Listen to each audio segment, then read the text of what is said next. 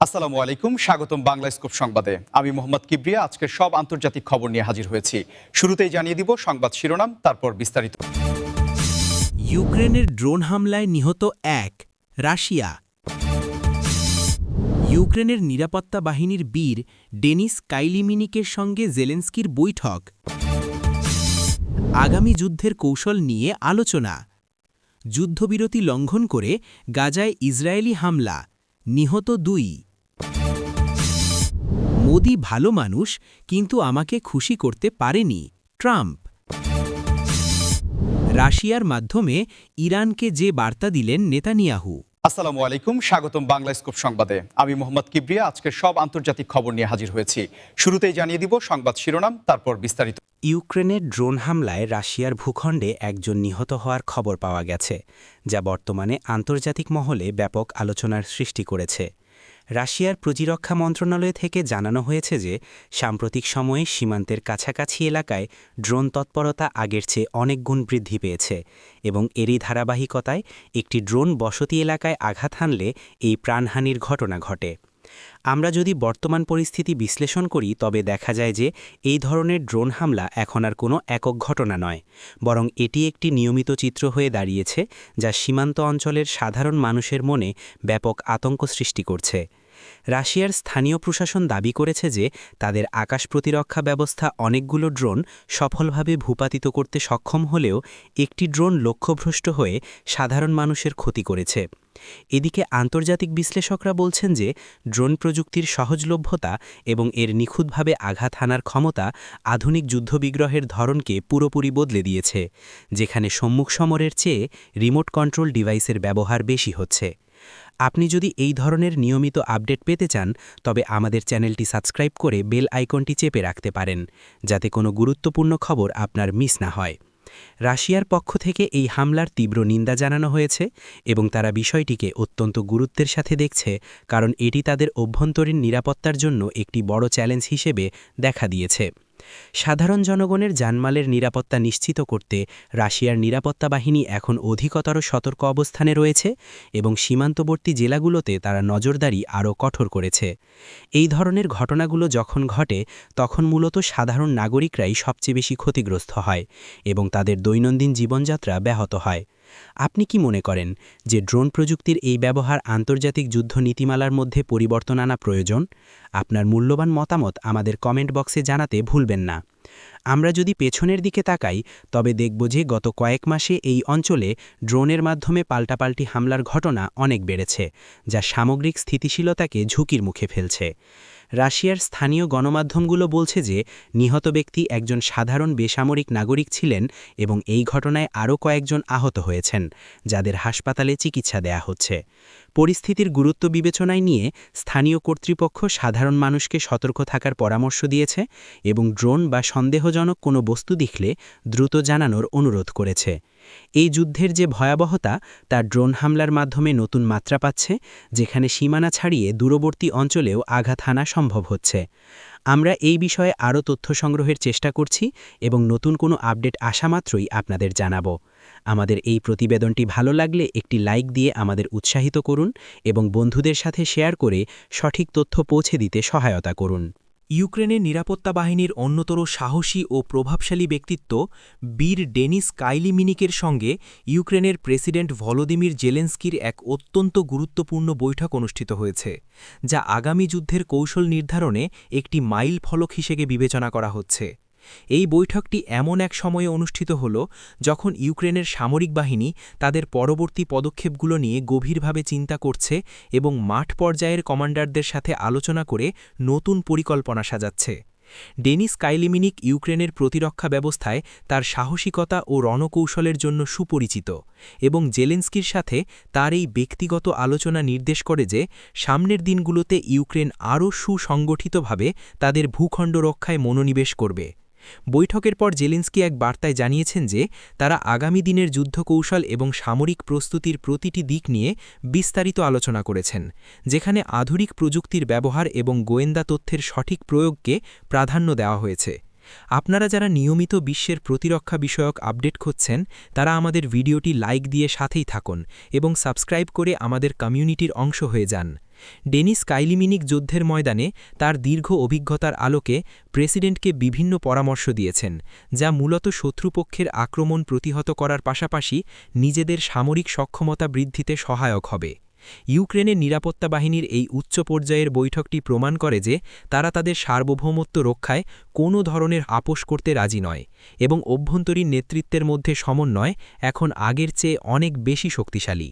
আন্তর্জাতিক সামরিক বিশ্লেষকদের মতে জেলেন্সকি এবং কাইলিমিনিকের এই সমন্বয় যুদ্ধের ময়দানে নতুন কোনো চমক নিয়ে আসতে পারে, যা হয়তো খুব শীঘ্রই দেখা যাবে।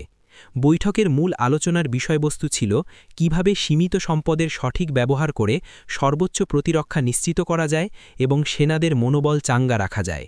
ডেনিস কাইলিমিনিকের মতো বীরদের অভিজ্ঞতাকে কাজে লাগিয়ে ইউক্রেন চাচ্ছে তাদের প্রতিটি অপারেশন যেন হয় নির্ভুল এবং কার্যকর।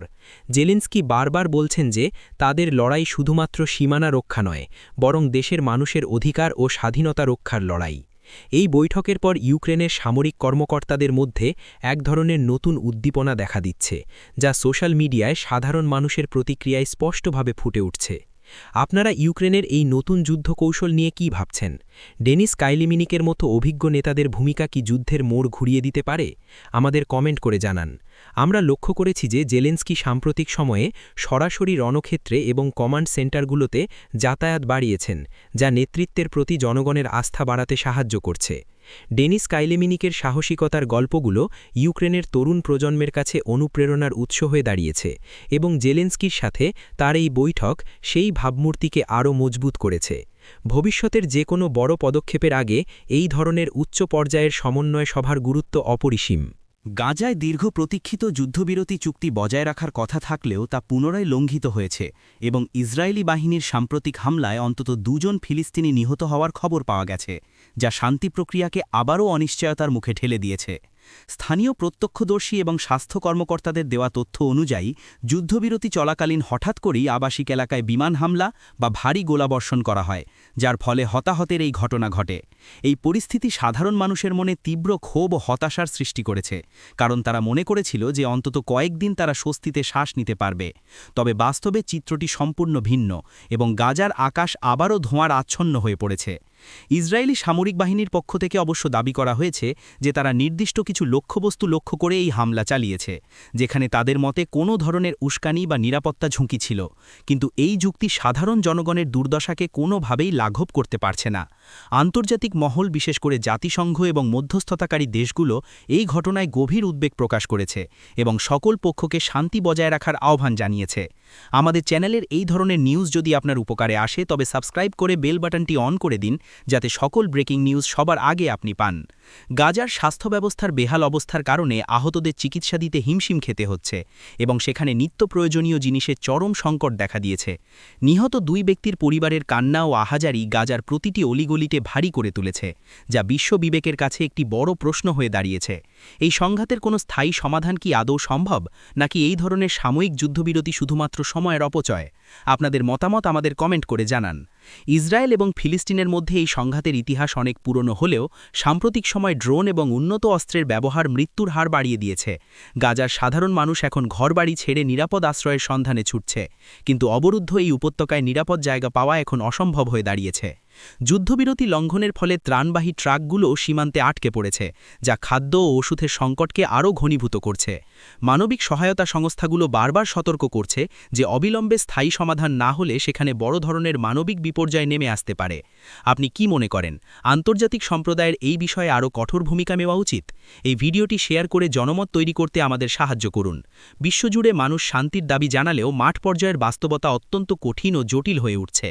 এই হামলার ফলে আগামীতে বড় ধরনের সংঘর্ষের আশঙ্কা করা হচ্ছে, যা পুরো মধ্যপ্রাচ্যের স্থিতিশীলতাকে নষ্ট করতে পারে। সাবেক মার্কিন প্রেসিডেন্ট ডোনাল্ড ট্রাম্প আবারও তার স্বভাবসুলভ ভঙ্গিতে এক বিতর্কিত মন্তব্য করেছেন, যেখানে তিনি ভারতের প্রধানমন্ত্রী নরেন্দ্র মোদীকে একজন ভালো মানুষ হিসেবে অভিহিত করলেও জানিয়েছেন যে মোদী তাকে পুরোপুরি খুশি করতে পারেননি। ট্রাম্পের এই বক্তব্যটি মূলত ভারত মার্কিন বাণিজ্য সম্পর্ক এবং আন্তর্জাতিক রাজনীতির প্রেক্ষাপটে অত্যন্ত তাৎপর্যপূর্ণ বলে মনে করা হচ্ছে। ট্রাম্প যখন ক্ষমতায় ছিলেন তখন মোদির সাথে তার সম্পর্ক বেশ গভীর বলে মনে হতো এবং তারা একে অপরের দেশে বড় ধরনের জনসভাও করেছেন। কিন্তু সাম্প্রতিক এক সাক্ষাৎকারে ট্রাম্পের এই মন্তব্য থেকে বোঝা যাচ্ছে যে পর্দার আড়ালে অনেক বিষয়েই তাদের মধ্যে মতপার্থক্য ছিল, বিশেষ করে বাণিজ্যের ক্ষেত্রে। ট্রাম্প সবসময় বলে এসেছেন যে ভারত মার্কিন পণ্যের ওপর উচ্চ হারে শুল্ক আরোপ করে, যা তাকে অসন্তুষ্ট করেছে। তিনি মনে করেন মোদি একজন শক্ত নেতা এবং নিজ দেশের স্বার্থ রক্ষায় তিনি আপোষহীন। তবে ট্রাম্পের চাওয়া অনুযায়ী আমেরিকার জন্য তিনি যথেষ্ট সুবিধা প্রদান করেননি। রাজনৈতিক বিশ্লেষকদের মতে ট্রাম্পের এই মন্তব্য আগামী মার্কিন নির্বাচনে প্রবাসী ভারতীয়দের ওপর প্রভাব ফেলতে পারে এবং মোদি সরকারের সাথে আমেরিকার ভবিষ্যৎ সম্পর্কের রসায়নকেও প্রভাবিত করতে পারে। আপনি যদি ট্রাম্পের এই বক্তব্যটির সাথে একমত হন বা আপনার ভিন্ন কোনো যুক্তি থাকে, তবে আমাদের কমেন্টে লিখে জানান। ট্রাম্পের এবং সোজাসাপটা কথা বলার অভ্যেস দীর্ঘদিনের এবং তিনি প্রায়ই বিশ্ব নেতাদের সম্পর্কে তার ব্যক্তিগত মতামত জনসমক্ষে প্রকাশ করেন। মোদি এবং ট্রাম্পের মধ্যকার সেই কেমিস্ট্রি কি তবে শুধুই লোক দেখানো ছিল, নাকি এর পেছনে গভীর কোনো কূটনৈতিক জটিলতা রয়েছে? ট্রাম্পের এই মন্তব্যে আরও বলা হয়েছে যে আমেরিকার অর্থনীতিকে চাঙা করতে তিনি যেমন কঠোর ছিলেন, মোদিও ভারতের অর্থনীতি নিয়ে তেমনই কঠোর ছিলেন এবং সেখানেই স্বার্থের সংঘাত তৈরি হয়েছে। আমাদের চ্যানেলটি নিয়মিত ফলো করলে আপনি বিশ্ব রাজনীতির এমন সব না বলা কথা জানতে পারবেন, তাই সাবস্ক্রাইব করে সাথেই থাকুন।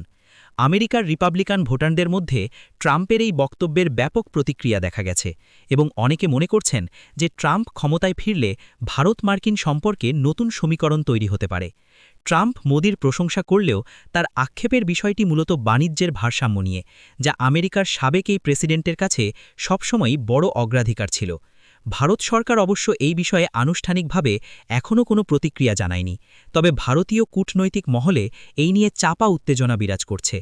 ট্রাম্পের এই উক্তি আবারও প্রমাণ করল যে আন্তর্জাতিক রাজনীতিতে ব্যক্তিগত বন্ধুত্বের চেয়ে দেশীয় স্বার্থই বড় হয়ে দাঁড়ায়। আপনারা কি মনে করেন, ট্রাম্প আবারও প্রেসিডেন্ট হলে মোদির সাথে তার সম্পর্ক কেমন হবে? লাইক দিয়ে আমাদের সাথে যুক্ত থাকুন এবং আপনার মূল্যবান মন্তব্যটি লিখে পাঠান। ইসরায়েলের প্রধানমন্ত্রী বেনিয়ামিন নেতানিয়াহু রাশিয়ার মাধ্যমে ইরানকে একটি অত্যন্ত স্পর্শকাতর ও গুরুত্বপূর্ণ বার্তা পাঠিয়েছেন, যা মধ্যপ্রাচ্যের বর্তমান উত্তপ্ত পরিস্থিতিতে নতুন মোড় নিতে পারে। ইরান এবং ইসরায়েলের মধ্যে যে দীর্ঘদিনের ছায়াযুদ্ধ চলছে তা এখন সরাসরি সংঘাতের দিকে মোড় নেওয়ার উপক্রম হয়েছে এবং এই অবস্থায় রাশিয়ার মতো একটি শক্তিশালী দেশ মধ্যস্থতাকারী হিসেবে আবির্ভূত হয়েছে। নেতানিয়াহুর এই বার্তার মূল উদ্দেশ্য হল ইরানকে সতর্ক করা যেন তারা তাদের সামরিক তৎপরতা এবং পারমাণবিক কর্মসূচির সীমানা অতিক্রম না করে। ইসরায়েল বারবারই অভিযোগ করে আসছে যে ইরান তাদের নিরাপত্তার জন্য প্রধান হুমকি এবং তারা কোনোভাবেই ইরানকে পারমাণবিক শক্তির অধিকারী হতে দেবে না। অন্যদিকে রাশিয়ার সাথে ইরানের ঘনিষ্ঠ সম্পর্ক থাকায় নেতানিয়াহু পুতিনকে বেছে নিয়েছেন যেন তার বার্তাটি গুরুত্বের সাথে তেহরানের কাছে পৌঁছায়। এই বার্তার প্রেক্ষাপটে সামরিক বিশ্লেষকরা বলছেন যে এটি একদিকে যেমন শান্তির প্রস্তাব হতে পারে, আবার অন্যদিকে এটি একটি সরাসরি আল্টিমেটামও হতে পারে। আপনারা যারা ভূ রাজনীতি নিয়ে আগ্রহী তারা আমাদের চ্যানেলটি সাবস্ক্রাইব করে বেল আইকনটি অন করে দিন, যাতে এই বিষয়ের পরবর্তী আপডেটগুলো মিস না হয়। নেতানিয়াহু স্পষ্ট করে দিয়েছেন যে ইসরায়েল তার সার্বভৌমত্ব রক্ষায় যে কোনো পদক্ষেপ নিতে প্রস্তুত এবং ইরান যদি তাদের প্রক্সি গোষ্ঠীগুলোর মাধ্যমে ইসরায়েলে অস্থিরতা তৈরির চেষ্টা অব্যাহত রাখে তবে তার ফলাফল ভালো হবে না। রাশিয়ার মাধ্যমে এই ধরনের যোগাযোগ করার অর্থ হল ইসরায়েল চায় এই উত্তপ্ত পরিস্থিতি যেন নিয়ন্ত্রণের বাইরে না যায় এবং একটি বড় ধরনের আঞ্চলিক যুদ্ধ এড়ানো সম্ভব হয়। তবে ইরান এই বার্তাকে কিভাবে গ্রহণ করবে তা এখনও পরিষ্কার নয়, কারণ তেহরান সবসময়ই ইসরায়েলের আধিপত্যের বিরোধিতা করে এসেছে। মধ্যপ্রাচ্যের শান্তি এখন অনেকটাই নির্ভর করছে এই গোপন বার্তা এবং তার পরবর্তী প্রতিক্রিয়ার ওপর। আমাদের ভিডিওটি ভালো লাগলে লাইক দিন এবং এই পরিস্থিতি নিয়ে আপনার কি মনে হয় তা কমেন্ট করে আমাদের জানান। রাশিয়ার প্রেসিডেন্ট ভ্লাদিমির পুতিন এই মুহূর্তে এক জটিল সমীকরণের মধ্য দিয়ে যাচ্ছেন, কারণ একদিকে তাকে ইসরায়েলের সাথে ভারসাম্য রক্ষা করতে হচ্ছে, আবার অন্যদিকে ইরানের সাথে কৌশলগত সম্পর্ক বজায় রাখতে হচ্ছে। নেতানিয়াহুর এই পদক্ষেপটি প্রমাণ করে যে তিনি সামরিক শক্তির পাশাপাশি কূটনৈতিক চ্যানেলগুলোকেও সক্রিয় রাখতে চান। আন্তর্জাতিক সম্প্রদায়ও এই বার্তার দিকে তীক্ষ্ণ নজর রাখছে, কারণ ইরান ইসরায়েল সংঘাত মানেই বিশ্ব অর্থনীতিতে বিশেষ করে তেলের বাজারে বড় ধরনের বিপর্যয়। আপনারা আমাদের ভিডিওগুলো শেয়ার করে অন্যদের এই গুরুত্বপূর্ণ তথ্যগুলো জানতে সহায়তা করুন। শেষ পর্যন্ত এই কূটনৈতিক তৎপরতা কি মধ্যপ্রাচ্যে শান্তির বার্তা নিয়ে আসবে, নাকি এটি ঝড়ের আগের স্তব্ধতা? ধন্যবাদ আমাদের সাথে থাকার জন্য এবং আমাদের প্রতিবেদনটি মনোযোগ দিয়ে শোনার জন্য। আপনাদের সমর্থনই আমাদের এগিয়ে চলার প্রেরণা। যদি এখনও আমাদের চ্যানেলটি সাবস্ক্রাইব না করে থাকেন, তবে এখনই করে নিন এবং নিয়মিত সঠিক ও নিরপেক্ষ খবরের সাথে যুক্ত থাকুন। আজকের মতো এখানেই শেষ করছি। দেখা হবে পরবর্তী ভিডিওতে। ভালো থাকুন, সুস্থ থাকুন।